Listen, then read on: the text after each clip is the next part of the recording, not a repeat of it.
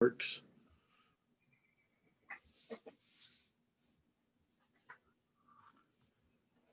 Is that showing up? Yep. Troy, I will make you host for like 1 second so that you can start your video. Is that okay? There's no need to right now because I'm using a tablet, and so it's not going to show me right now anyhow. Oh, okay. But maybe towards the end, if we want to see me, you can. All right. Okay. Yeah. Okay. So we're very happy to have Troy Day speaking to us this afternoon or this morning, wherever you're from. Troy Day is a mathematical biologist specializing in evolutionary ecology and disease modeling. He's cross-appointed between the Math and Stats Department and the Department of Biology at Queen's University in Ontario, Canada. And during COVID-19, he has been doing some work to inform different governments within Canada on different mitigation strategies. We're very happy to have you here, Troy. Thanks. Thanks, Jane. So what I'm going to present today is some work I've been doing with someone named David McAdams at Duke University, who's an economist, trying to integrate some ideas in a very simple way of the epidemiological dynamics of infectious diseases in general and the economic side of things. The work is motivated by COVID, clearly, but the idea is to step back from that a little bit and try and consider some of these ideas a bit more broadly. And so I won't say a lot to motivate what I'm going to talk about here. Here's a graph of new cases for 3 different countries highlighted: France, the United States, and Canada, mostly just to illustrate that things were going up, of course, and then through this widespread lockdown, things got turned around in a quite effective way, at least in some countries more so than others, I suppose. Concomitant with that, though, of course, has been a bunch of economic repercussions. And there are many ways you might look at this. And maybe one of the simplest is what I've got on the left-hand side of this slide, which is just to show the unemployment rate. This is in Canada in this case, as a function of time. And you can see the spike that's associated with the lockdown that happened early in spring and then early summer. And similarly, if you look on the right-hand side here, there's a big change in jobs, a bunch of job losses, and then a slow recovery that's happening shortly afterwards and continues to happen right now. And what David and I were interested in doing was trying to incorporate the epidemiological dynamics and the economic side of things when looking at the question of social distancing. So the idea is to ask, when would an individual want to social distance or not? And when would it be useful to have a government leader intervene and somehow mandate social distancing or not? And we wanted to explore this in a very, I'll say, a qualitative way. So we're not intending to make quantitative predictions about any sector of the economy or the infectious disease outbreak or anything like that. We want to explore these consequences of this interaction between these two processes in a very qualitative way, with the sort of following points kind of in the forefront of our mind. And that's basically that both sides of this, the epidemiological side and the economic side, mean that individuals' choices are best thought of as choices made in the context of a game. And what I mean by that is a game in a formal sense. So epidemiologically, an individual's choice to distance or not is a game, because the consequences of distancing will depend on whether other individuals are distancing as well. So if everybody else is distancing, for example, then there's not a lot of detriment to yourself to going out, because you have a very low risk of contracting the disease. If everybody else is out, then your risk goes up. And so there's a game you're playing through the epidemiological dynamics. There's also a game you're playing through the economic dynamics. So, I mean, and this is true in a variety of ways, but you could imagine if you're running a business, if everybody's staying home already, there's little consequence to you shutting your business because you didn't have many customers anyhow. If everybody was out in the economy functioning, then there would be a large cost to you shutting your business because you're giving up a lot of money that you otherwise might have had. And so again, the consequences of distancing economically really depend on what the choices of other people's are. The choice of other people's is in terms of their distancing behaviors. And it becomes a little unclear whether an individual would prefer others to stay home and for themselves to go out, or vice versa, or for everyone to act in some kind of coordinated way. And so that's what David and I wanted to explore in the context of a very stylized sort of epidemiological economic model.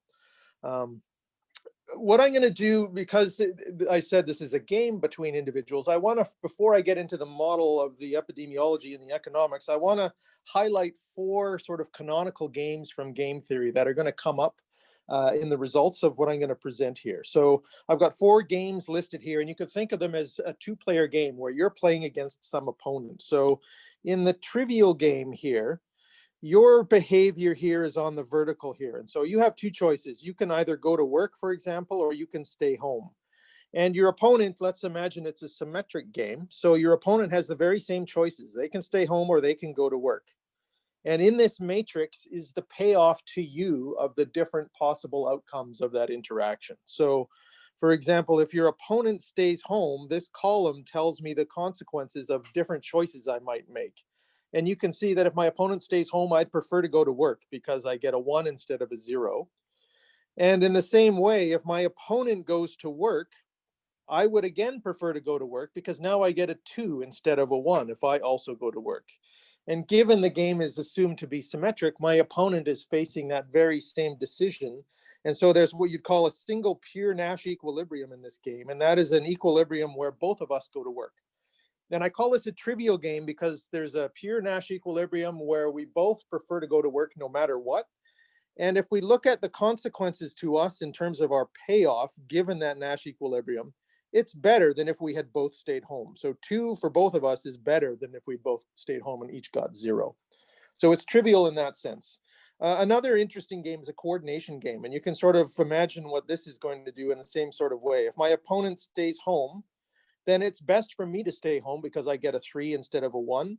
If my opponent goes to work, it's best for me to go to work because I get a 2 instead of a 1. And so it's a coordination game in the sense that I do best if I match whatever my opponent is doing and vice versa. And so there are 2 pure strategy Nash equilibria. We either both stay home or we either both go to work. So that's the coordination game. And sort of the flip side of that is what I've called the diversification game, where again, in the same kind of analysis, if my opponent stays home, I prefer to go to work. And if my opponent goes to work, I prefer to stay home. So I prefer to do the opposite of what my opponent is doing. And that diversifies our strategies in some way. We each end up doing different things, or if it's a population of individuals, we might end up with a mixture of behaviors in the population. And then the last one, in many ways, the most interesting, is a prisoner's dilemma. So again, if I look at what happens if my opponent stays home, I do best if I go to work. If my opponent goes to work, again, I do best if I go to work. So no matter what my opponent does, it's best for me to go to work. And the same is true for my opponent because it's a symmetric game. And so there's this single Nash equilibrium here where we both go to work, just like there was in the trivial game. The difference, though, is you can see that if somehow we had both been forced to stay home, we would have both been better off, but neither of us are going to do that based on our own individual interests. And so we end up doing something that ultimately is worse for both of us. And so there's a sense in which if a higher sort of controlling being like a government leader could intervene, they might do something that we would individually not like, but ultimately would benefit the both of us. And so that's the sort of behavior I want to see if that comes out in these sorts of economic epidemiological models. So here's the structure of the model. I'm going to imagine there's a population of citizens or agents, as I'll call them. And the population is so large that an individual agent makes up a negligible component of the population. And there's a government leader that can enforce a coordinated behavior in the population if they choose to do so, because it might be beneficial to all of the agents in the population. And the question I want to ask is, how does an individual's incentives change over the course of an infectious disease outbreak? What sorts of games are they playing with one another? And is it ever beneficial for a government leader to intervene in some way? And so here's the structure of the epidemiological model that is based on. So there are 5 states, and I'll maybe highlight the conclusions right now. It's going to turn out that the nature of the game played and how a government leader might benefit individuals by intervening will depend on how the disease is transmitted. And I'm going to consider asymptomatic transmission and symptomatic transition. So the epidemiological model I'm using here is general enough to encompass both of those things. So I've got a susceptible class, a class that can transmit but is asymptomatic, a class that can transmit and is symptomatic, a class that's recovered from the asymptomatic and has never displayed symptoms, and a class that's recovered from the symptomatic state. And so they know they've displayed symptoms. So it's maybe easiest to look at the flow diagram down here. I've got susceptible, I've got asymptomatic but infectious, and I've got symptomatic and infectious, and you can recover from either of these two categories. I'm going to assume that if you recover, you could, so I haven't said this, but you can die from the symptomatic class as well. If you recover, the assumption is you'll be immune, regardless of whether you're in the RC class or the RI class. Okay, and now individuals have a decision variable. So this is the thing they get to choose. It's their level of distancing, and I'm going to call that delta I. For agents that are in state I, delta I is their distancing decision, and it's a binary decision variable where they're either going to distance, which equals 1, or not, which is a value of 0. And the parameter alpha is an effectiveness of distancing, meaning that if I'm an agent and I choose to distance, so I choose my delta to be 1, then my contact rate decreases from some value it was previously to that value multiplied by 1 minus alpha. So the bigger alpha is, the more effective the distancing strategy is. I'm going to use D to represent the frequency of agents in that state that are distancing. And so with that notation, the contact rate of a class, so let's say a class of class C, for example, is the fraction of those individuals in that class that are distancing times the rate at which they make contacts given their distancing, plus the fraction that isn't. And then, of course, the non-distancing contact rate is standardized to be 1. So this is the rate at which these kinds of individuals make contact is proportional to 1 minus alpha D, where D is specific to the state, the infectious state that an individual might be in. Okay, now I'm going to focus on this class of individuals that's in the box here. I'm going to call those not yet sick individuals. And the interesting thing about that class of individuals is, in the absence of any testing, if you're in this class, you have no idea of whether you're susceptible, whether you're currently infected but asymptomatic, or whether you have recovered from an asymptomatic infection. There would be no way for you to know, if you're in one of those 3 classes, which one you're actually in. And so those 3 classes are all forming part of what I'm calling a single information state. And that's the state that I want to consider the individual's behavior. What sort of behavior should an individual adopt if they're in the not yet sick class? And so I guess on top of that, I'm going to assume that if you're in the recovered from a symptomatic infection state, so the RI state here, you know that you've been infected because you've passed through the symptomatic state. And so you're going to automatically choose not to distance because now you're immune. And if you're in the infected class that is displaying symptoms, I'm going to assume that you automatically distance because either the disease is severe enough that you can't really do what you would normally do, or there's some sort of rules in place that if you're a symptomatic infection, you must necessarily distance. So the question then is, how should these other individuals behave? And they must all behave in the same way because they're all in the same information class. And so the delta S is equal to delta C is equal to delta RC, and I'm going to call that delta N for the not yet sick class. Okay, here's the epidemiological model. I won't spend a ton of time going through it. It's a highly stylized model, again, just to capture the qualitative features of things. So we've got transmission can happen both from the asymptomatic class or from the symptomatic class, and that's what's going to be the focus of the analysis. So this is the force of infection down here. There's a part that's due to the asymptomatic transmission and the extent to which they might be distancing. And then there's some transmission from symptomatic individuals, and they're automatically distancing with a D value of 1. And we're going to imagine the outbreak starts with some number of C and I individuals, and then it takes off. And coupled to this system, because if I'm an individual agent, I might want to make a decision that's different from everybody else. I'm going to need to know how that affects the state that I'm in over time. And so I need to keep track of that as well. And the way to do that is to define a stochastic process Y that takes on values in these different states. And the probability of being in each of those different states obeys a system of equations which is essentially identical to that epidemiological model, except instead of S and C and I and RC and RI, I have these P's instead. The probability that I myself am in those different states. And it's coupled to the epidemiological dynamics, because the likelihood of me moving from the susceptible to an infected state, for example, depends on what's happening in the population epidemiologically. So here's a summary of that setup. We've got a system of equations for the population dynamics, or epidemiological dynamics, if you like.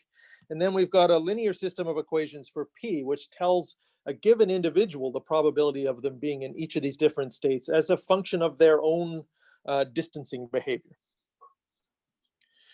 Now that's the epidemiological side of things. I'm going to make a very sort of simple set of assumptions about the economic side of things as well.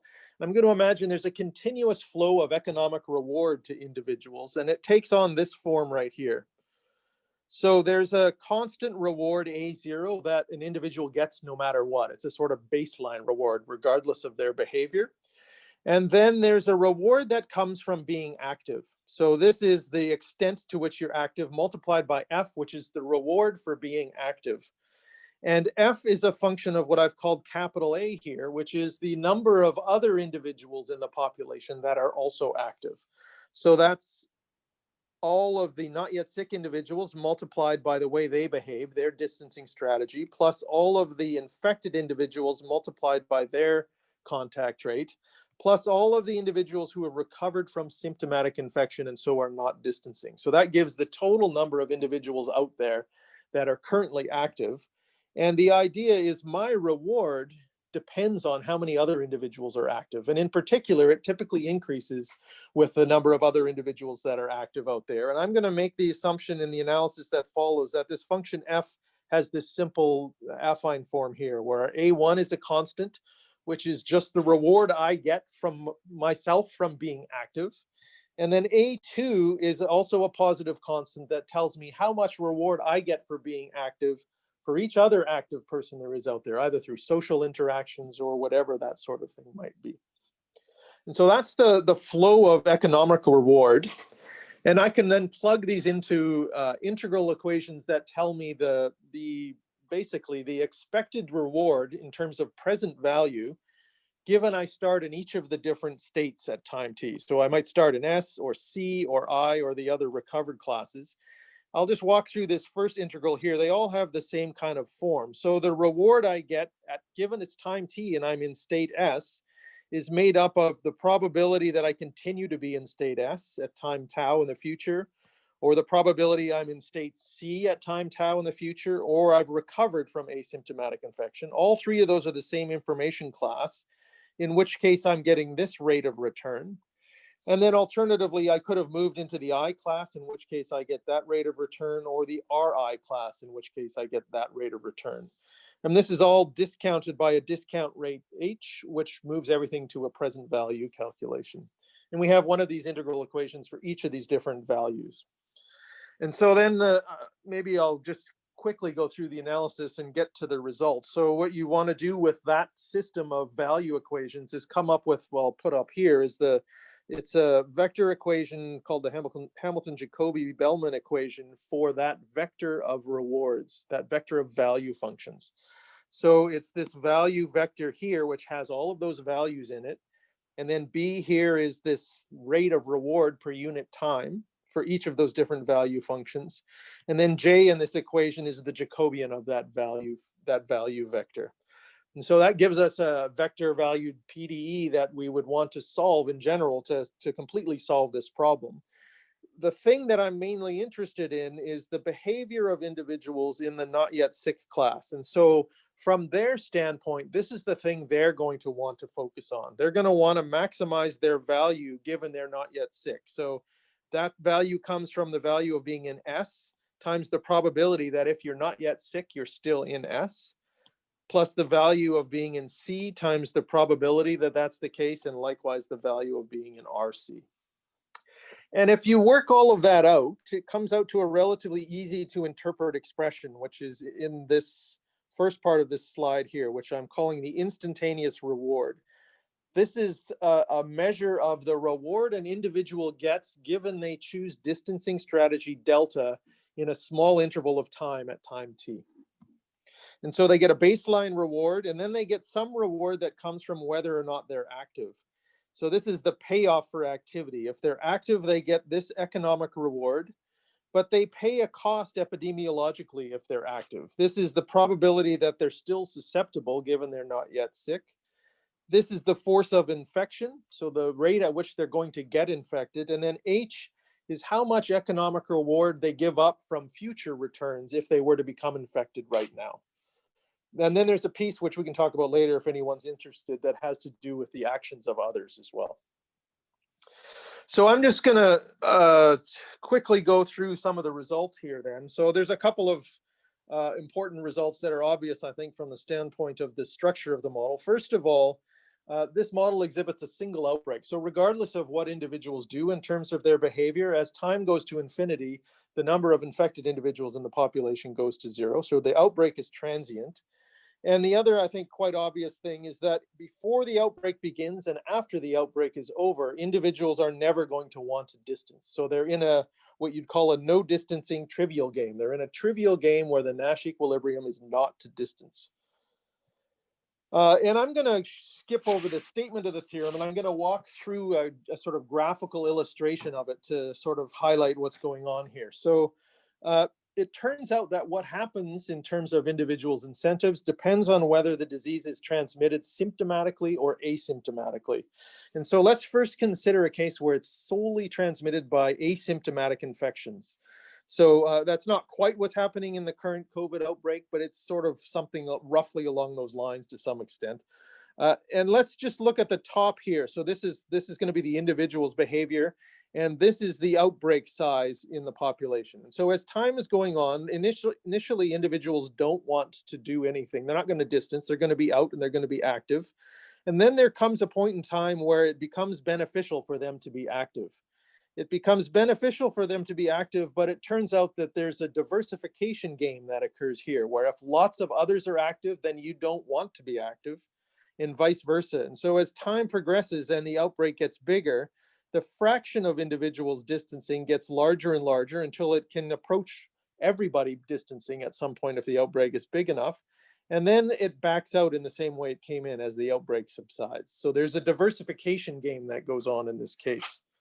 But interestingly, there's a period of time in this window here where there's also a prisoner's dilemma that happens before individuals start distancing.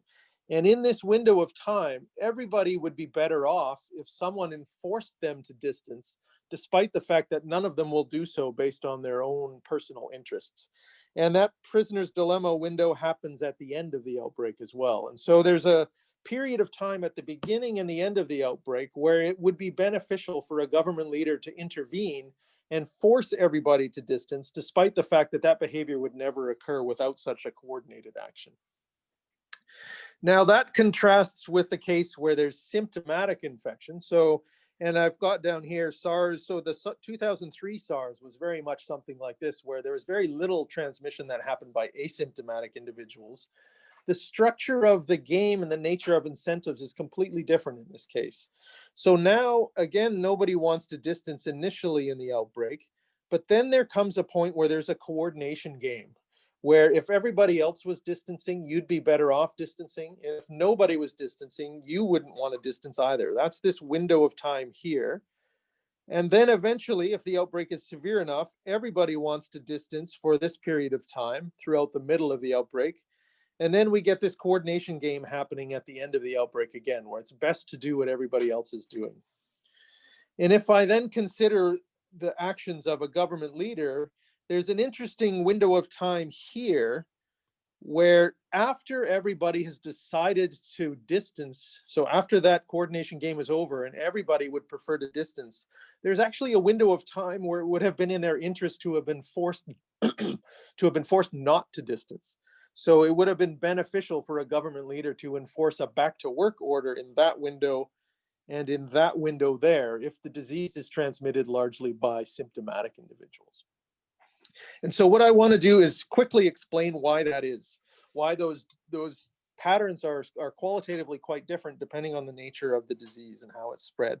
And I'm going to explain it all by thinking about the nature of the force of infection here. So I'm going to focus on asymptomatic transmission to begin with. So that's the case where there is no transmission by symptomatic individuals. And the key to understanding things is it turns out that it's in every individual's interest to have collective distancing in this case. So everybody benefits if there's a coordinated action where everybody distances in this case. And the reason for that is if I look at the payoff for activity here, so this is my expression for how much what my reward is for being active. If everybody distances, I lose out economically, because if everybody distances, my flow of economic return goes down since there are fewer individuals to interact with. But if everyone distances, I also pay less of a future cost in terms of my likelihood of getting infected. And that effect through the epidemiology outweighs the bad side of staying at home from the economics in the case where transmission is asymptomatic, because everything about the epidemiology is mediated by my distancing strategy, whereas I do get some economic return even if I am distancing. And so that means that I'd prefer everybody else to distance no matter what if the thing is transmitted asymptomatically. And so if I'm going along, if I focus on this picture here and I'm going along at the start of the outbreak, I'm not distancing and nobody else is either. And then I'm coming along here. Before I get to this point where I have an individual incentive to distance, in this little window here, my activity payoff is going to be relatively small, but still positive. And then a stay-at-home order is going to increase that activity payoff. So even if it eventually reaches the point where it's negative here, and I prefer to stay home, that activity payoff will increase if a government leader forces everybody to actually stay home. And that benefits everyone, despite the fact that I wouldn't have actually stayed home myself based on my own personal individual incentives. And that's completely the exact opposite happens in the case where the disease is transmitted asymptomatic or transmitted symptomatically. In this case, having everybody else collectively distance is a bad thing from everybody's standpoint. And the reason is if I again look at this activity payoff here, again, I lose out if everybody's distancing, I lose out economically. But having asymptomatic individuals distance doesn't affect my likelihood of getting the disease at all. So forcing everybody to stay home costs me economically, and it does very little to improve my economic situation.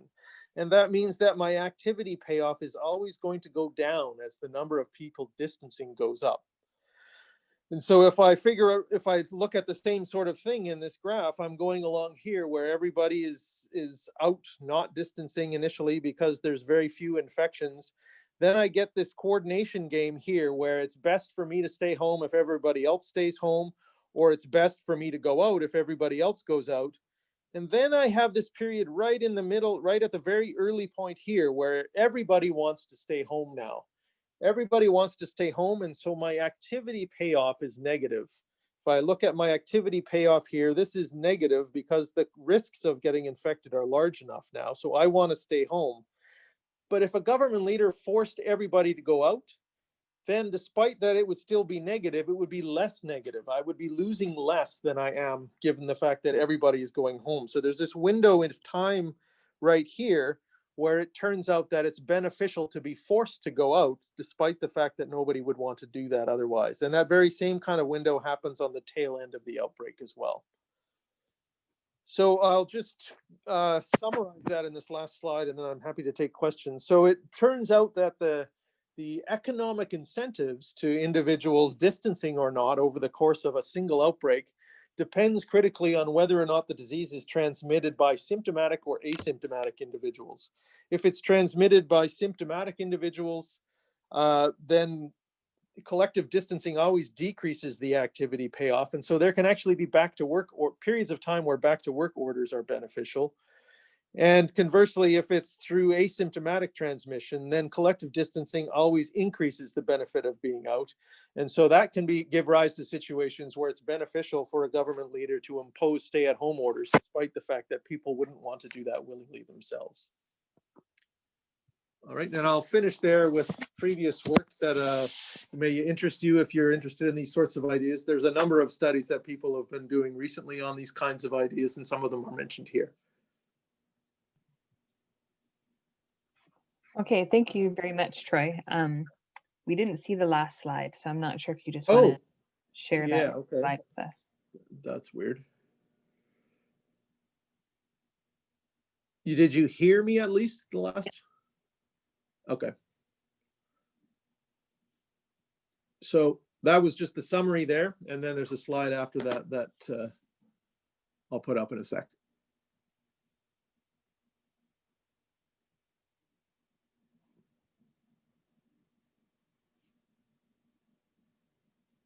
You still there, Jane? Yep. Okay, good.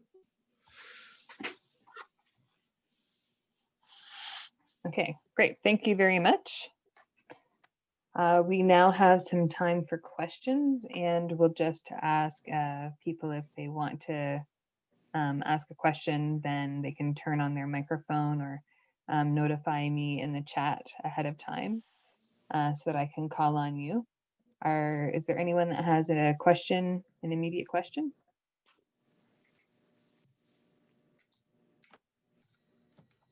Quentin? Yeah, I have an immediate question. I actually don't find the raise hand button, so that's too bad. So there's something I didn't quite understand in the last slides when you yeah, just a little bit before. Yeah, these ones. So when you show the fraction of infected people, it looks as if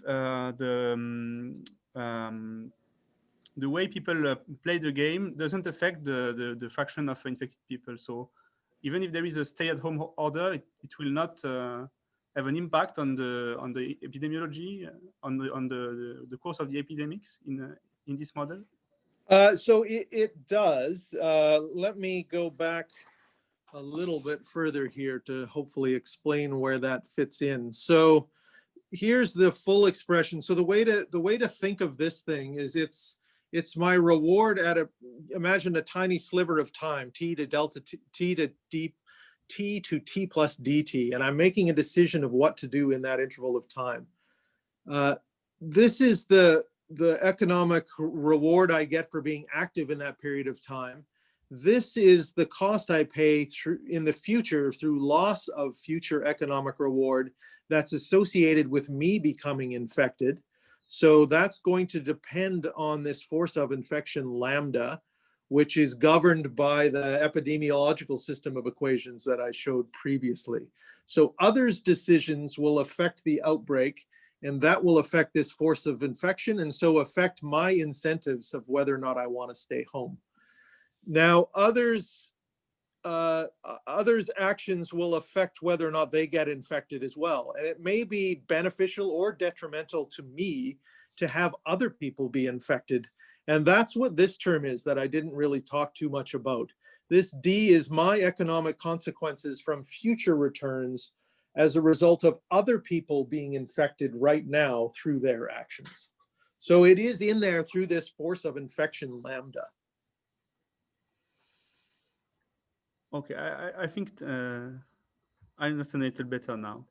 Thank you. Okay. So I have a question. Yeah.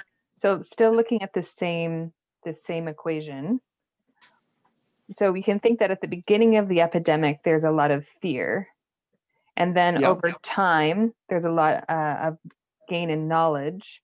And then we get to like, I know your Nash equilibrium is already nobody social distancing, but you can think about this contrast between economic benefit and also fear. And then as time moves on, you have this knowledge. And so there's a lot less fear now because there's more knowledge. So yeah, that's interesting, isn't it? So is your question, do I know what happens? where would you incorporate that in this equation? In the middle? In so F and yeah, let me go back. I would incorporate it here. So this is currently how I have my economic return from activity. And maybe if so I'm sort of valuing my interactions with other people in some way, and that's captured by these constants, A1 and A2. And maybe I value those more and more because I'm becoming less and less afraid over time. So that would be these constants, I think. At least one way to capture that would be those constants changing over time. Another thing that's related to that, if I go back even a little bit further, you'll notice in the epidemiological equations, one of the costs of me becoming infected right now is I might die, and then I forfeit all my economic return from the future.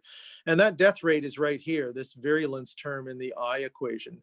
And that could potentially change over time as well through treatments. And so you might imagine that that's a function of time that's varying as a result of increasing availability of effective treatments. Or you could impose it at a time horizon even as well. If you imagine, like as is hoped, there's a vaccine that's going to be available at a particular point in time, that's going to change everybody's incentives as well as we get closer and closer to that window closing. Okay, thanks. Does anyone else have a question?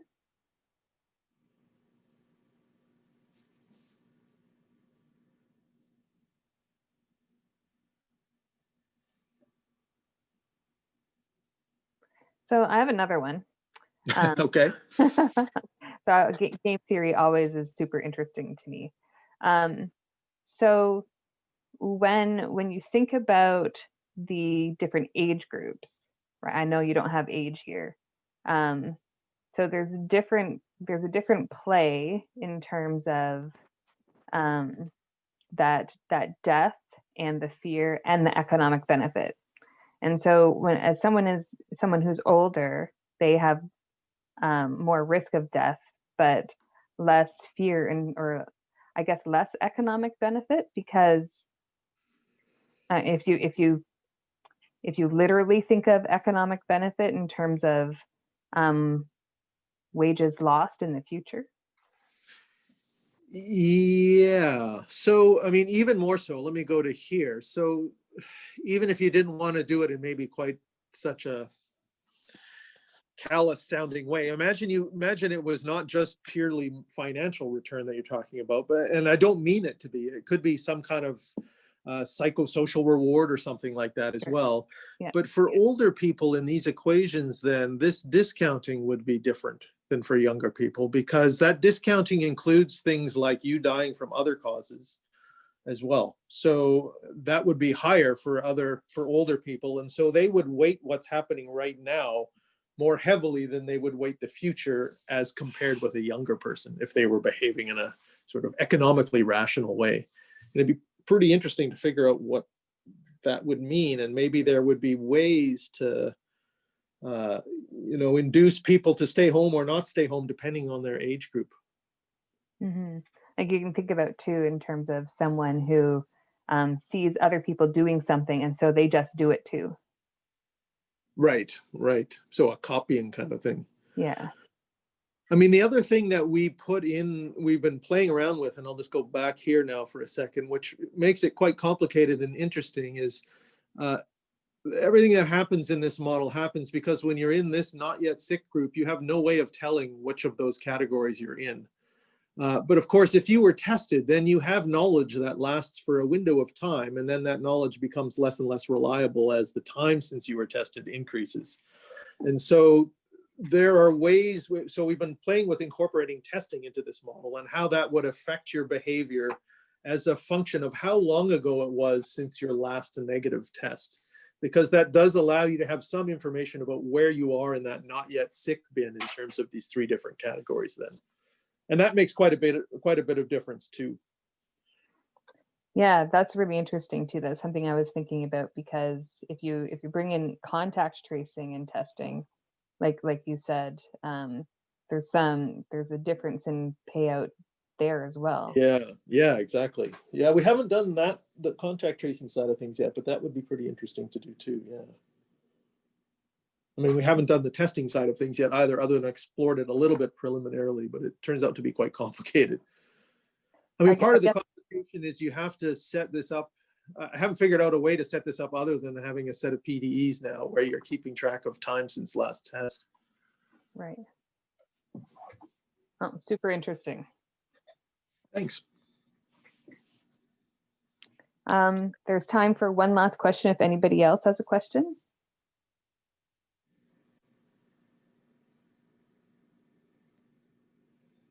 No, seeing that, I'd like to thank both Troy and... There I am. Oh, there you are. I'd like to thank both speakers for today, and I just want to ask Pierre if he has an announcement. For the moment, no, but the next session will be within 2 weeks, and we already have two confirmed speakers, and we will announce that by using the list as usual later on. Thank you, Troy, for the nice talk. Okay, thanks. Well, thank you very much, everybody, and we'll see everybody in a couple of weeks. Stay safe. Bye-bye. Thank you. Bye-bye.